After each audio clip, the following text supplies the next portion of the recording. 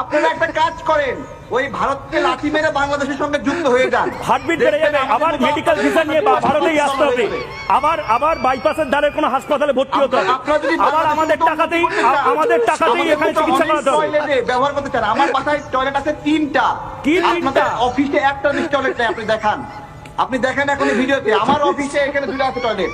Toilet অফিসে একটা বেশি টয়লেট নাই। আপনার ওই টয়লেটেই থাকুন, ওই টয়লেটেই ঘুমান। মাফ করুন আমাকে, আপনি ওই টয়লেটেই থাকুন। আপনাদের ডেভেলপমেন্টের ইন্ডেক্স হচ্ছে টয়লেট। আপনার দেশে মিছিল আপনি থাকুন ভালো করে, টয়লেটে একটা বালিশ নিয়ে নিন, একটা কোল বালিশ নিন। তারেক ভাই, একটা কোল বালিশ নিয়ে শুন, টয়লেটে শুয়ে থাকুন। ওই টয়লেটে শুয়ে হিজবুত তাহরির আর আনসারুল্লাহ বাংলা নিয়ে স্বপ্ন দেখেন। কি বলবো বলেন, এমন মিছিল বিশ্বের কোথাও আছে? মাঠে ঘাটে হাঁটবো না, গুবার খাবো না, এটা কোনো কথা? আপনারা কি বলবেন? জয়দীপ।